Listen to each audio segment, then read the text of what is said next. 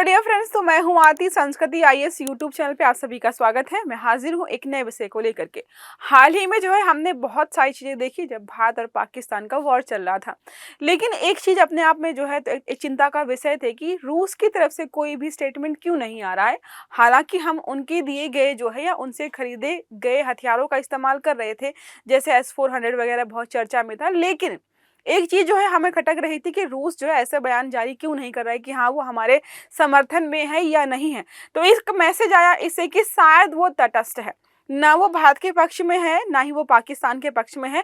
वो एक अपनी अलग राजनीति एक प्रकार से निभा रहा है। और पिछले कुछ वर्षों में हमने देखा भी है कि रूस अफगानिस्तान और पाकिस्तान और खासकर चीन को लेकर एक अलग रवैये के साथ चल रहा है। 2022 के बाद पुतिन भारत में नहीं आए हैं, एक तरीके से भारत की यात्रा भी नहीं की है।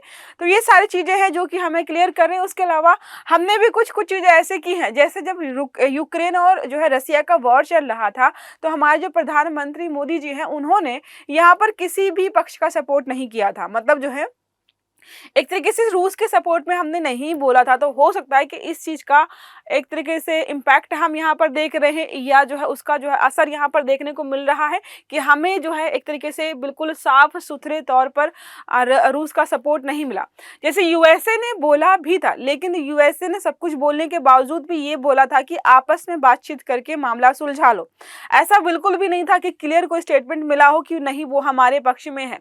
उसने बोला था कि आतंकवाद पाकिस्तान में बढ़ता है, लेकिन फिर भी आपसी सहमति से आप मामला सुलझा लो।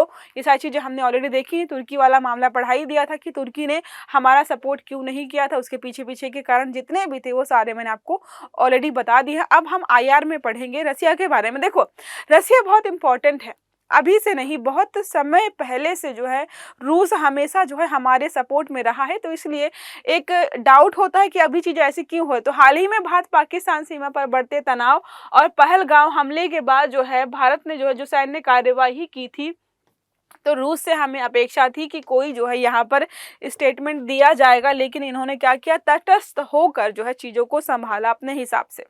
मैंने आपको कई बार बताया है, अंतरराष्ट्रीय स्तर पर जो भी रिलेशनशिप मेंटेन होते हैं किसी देश के साथ, वो अपने फायदों को देखकर ही किए जाते हैं। अगर किसी देश को लगता है कि इस देश के साथ फायदा नहीं हो रहा है, तो आप कितना भी प्रयास कर लो, आप उनके सपोर्ट में कितना भी खड़े हो जाओ, वो कल को आपका सपोर्ट नहीं करेंगे। ठीक है, अब देखो बात करते हैं 1 by 1 की। ठीक है, ऐतिहासिक पृष्ठभूमि की बात करते हैं। तो शीत युद्ध काल से ही सोवियत संघ, जिसको हम पहले जानते थे, भारत का प्रमुख रणनीतिक हिस्सेदार या कह सकते हैं साझेदार रहा है। तो मैंने बताया कि आईआर में रूस और भारत के रिश्ते को पढ़ना बहुत जरूरी है। बहुत प्रश्न यहाँ पर पूछे जाते थे। हाल की स्थिति में क्या है, जो भी संघर्ष चल रहा था रूस उससे तटस्थ था। उसने मध्यस्थता की पेशकश की। मध्यस्थता का मतलब ये होता है कि आप दोनों अगर सुलह करना चाहते हो तो हम सुलझा लेंगे, हम किसी एक के साथ सपोर्ट में नहीं है। ठीक है, दूसरा है सामरिक संतुलन। तो काफी समय से देख रहे हैं कि अफगानिस्तान के तालिबान को प्रतिबंध हटा दिया रूस ने। उसके साथ पाकिस्तान का थोड़ा अलग तरीके से रवैया अपनाया जाए। तो ये सारा है सामरिक संतुलन को बनाए रखने के लिए। अब बात करते हैं भारत की विदेशी नीति। भारत ने रूस और यूक्रेन के युद्ध के समय हमने तटस्थता बना के रखी थी, क्योंकि हम भी नहीं चाहते थे कि कोई गलत मैसेज जाए विश्व को। तो इसीलिए शायद उसी का हम यहाँ पर रिजल्ट देख रहे हैं।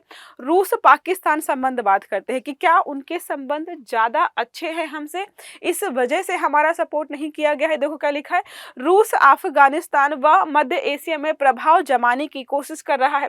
अब वहां पर प्रभाव जमाना है तो जाहिर सी बात है पाकिस्तान का सहयोग उसको चाहिए ही होगा।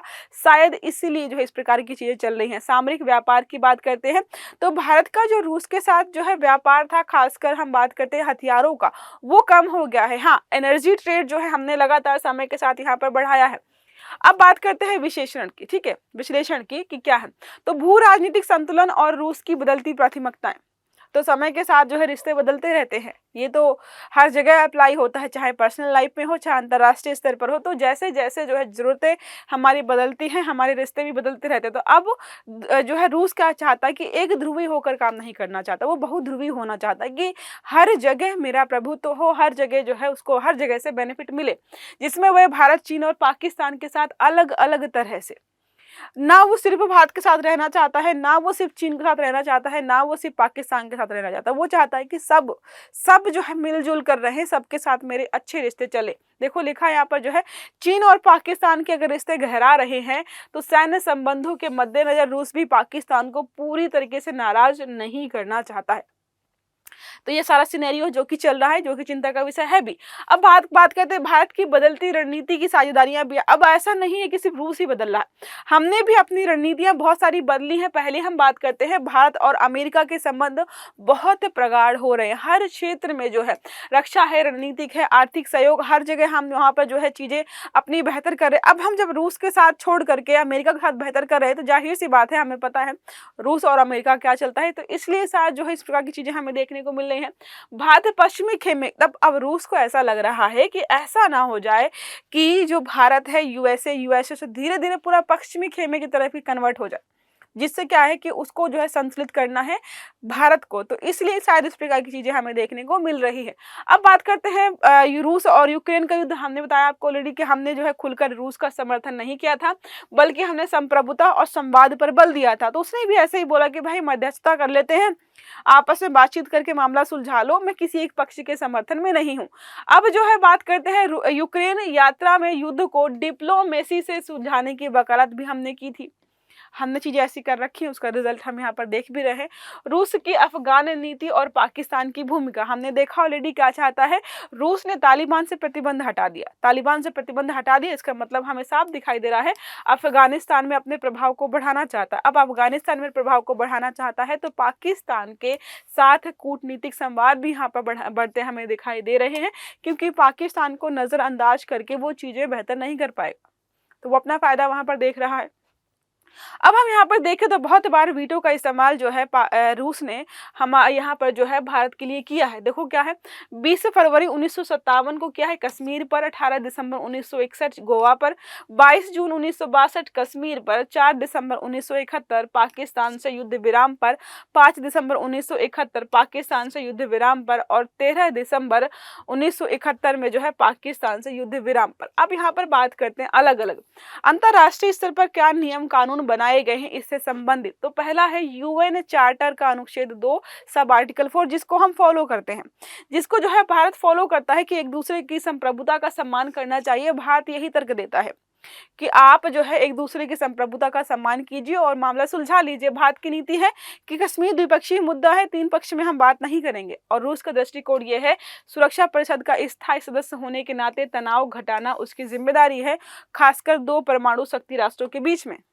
ये सारा अपना रूस का तर्क है जो अभी चल रहा है। ठीक है, अब यहाँ पर बात करते हैं हम वैश्विक संदर्भ में तुलना करें अगर जो है देश, तो भारत पाक संघर्ष पर रुख की बात करें तो हमें पता है चीन जो है पाकिस्तान के खेमे में था, अमेरिका जो है स्पष्ट रूप से हमारे खेमे में नहीं था। उसने आतंकी पनाहगार के रूप में कहा था पाकिस्तान को, लेकिन फिर भी बोला था कि भारत से संयम की अपील की थी कि भाई आप थोड़ा शांत रहो। रूस की बात करते संतुलित प्रक्रिया थी, ना इधर ना उधर, बिल्कुल शांत थे। ये रसिया का मैप है, सारे आस पड़ोस के देश यहाँ पर बता दिए हैं मैंने, Finland, Ukraine, Kazakhstan, Mongolia, China, Japan, Pacific ocean यहाँ पर है, वो सारा आपको ऑलरेडी दिख रहा होगा। ठीक है, अब बात करते हैं यहाँ पर जो है भारत और जो है रूस के बीच कौन कौन से सहयोग या संबंध हमने बना रखे। तो रक्षा सहयोग की बात करें तो जो है Su-30 MKI हो गया, T-90 टैंक हो गया, S-400 वायु रक्षा प्रणाली हो गया, ब्रह्मोस मिसाइल AK जो है 203 राइफल्स जो है। इसके अलावा भारत जो है 36% हथियार कहाँ से आयात करता है, रूस से आयात करता है। हमने देखा था कि हमारा ऊर्जा का जो है सहयोग रूस के साथ बढ़ रहा है, वो कितना हो गया है, वो हमारा हो गया है 2024 के बाद से 40% का। ठीक है, हथियारों का थोड़ा सा हमने कम कर दिया है। कुडनकुलम पर जो है परमाणु परियोजना में भी हमने रूस का सहयोग लिया है, दीर्घकालिक ऊर्जा में भी हम जो है रूस का सहयोग ले रहे हैं। इतने सारे हमने ऑलरेडी चीजें कर रखे हैं। व्यापार और कनेक्टिविटी की बात करते हैं रूस के साथ, तो 2023-24 में हमने जो है 68 अरब डॉलर्स का यहाँ पर व्यापार किया है। लक्ष्य हमारा है कि 2030 तक हम जो है 100 अरब डॉलर्स का आयात करें। INSTC की बात करें तो चेन्नई और जो है व्लादिवोस्तोक समुद्री मार्ग यहाँ पर बनाया जा रहा है। अंतरिक्षवाद जो है तकनीकी सहयोग की बात करते हैं तो चंद्रयान 3 में हमारी मिशन की गई थी, चंद्रयान मिशन 3 में जो हमारी मदद की गई थी रूस के द्वारा। ग्लोनास जो नेविगेशन सिस्टम है रसिया का, उसमें भी जो है हमारी भागीदारी है। AIO जो है और जैव प्रौद्योगिकी में भी हम सहयोगी हैं। बहुपक्षीय मंचों पे बात करते हैं कि कहाँ कहाँ पर जो है हम बातचीत करते हैं, तो ब्रिक्स हो गया, SCO हो गया, G20 G20 में हमने मिलकर कार्य किया है। बहुपक्षीय वैश्विक व्यापार समर्थन, स्थानीय मुद्रा में व्यापार की कोशिश, ये सारा जो है हमारे साथ यहाँ पर चल रहा है। अब बात करते हैं रूस और पाकिस्तान संबंध की। तो 2023 में इनका जो कितना था, $1 अरब से अधिक व्यापार था। हमारा कितना था, ऑलरेडी देख लिया हमने, शायद था 68। फिर बात करते हैं ब्रिक्स में पाकिस्तान को सम्मिलित करने का समर्थन किसने किया है, रूस ने किया है। अफगानिस्तान में रूस पाकिस्तान सहयोग यहाँ पर चल ही रहा है। संतुलित रूसी रुख के कारण की हम बात करें तो हमें ऑलरेडी पता है कि संतुलित जो है अपनाया क्यों है इन्होंने। भारत ने रूस और यूक्रेन में जो है रूस का सपोर्ट नहीं किया। भारत और अमेरिका के बढ़ते संबंध, इसके अलावा रूस की अफगान नीति में पाकिस्तान की भूमिका। कूटनीतिक संवाद की बात करते हैं, द्विपक्षीय शिखर सम्मेलन है। पुतिन 2022 से भारत में नहीं आए हैं। भारत ने 2024 में एससीओ की बैठक में पार्टिसिपेट भी नहीं किया था। ऐतिहासिक पृष्ठभूमि की हम बात करते हैं तो 1955 में जो है क्रुश्चेव की ऐतिहासिक भारत यात्रा। 1971 की बात करते हैं तो भारत पाक युद्ध में जो है रूस ने क्या किया, खुला समर्थन किया था। यूएनएससी में जो है भारत के पक्ष में 6 बार जो है वीटो भी यहाँ पर दिया गया है। ये सारा जो है इतिहास रहा है इसका, जो कि हमारे लिए बहुत जानना जरूरी था कि ऐसा हुआ क्यों है। अब एक प्रश्न हमारा इसी संबंधित है, भारत और रूस के बीच ऊर्जा सहयोग का प्रमुख उदाहरण क्या है। मैं जस्ट अभी बताया था कि इस ऊर्जा सहयोग में रूस ने हमारा सहयोग किया है। चंद्रयान 3, कुडनकुलम परमाणु संयंत्र, make in India, NITI Aayog, बहुत आसान। आई होप इसका आंसर आप कमेंट बॉक्स मुझे जरूर देंगे। और आर्टिकल आपको समझ में आया है और क्लास अच्छी लगी तो वीडियो को लाइक करना नहीं भूलना है, चैनल को सब्सक्राइब भी कर देना है, बेल आइकन दबाना ताकि इस प्रकार के जितने भी आर्टिकल्स है वो सारे आपको समय पर मिलते रहे। तो अच्छे से पढ़िएगा। Have a good day. Thank you.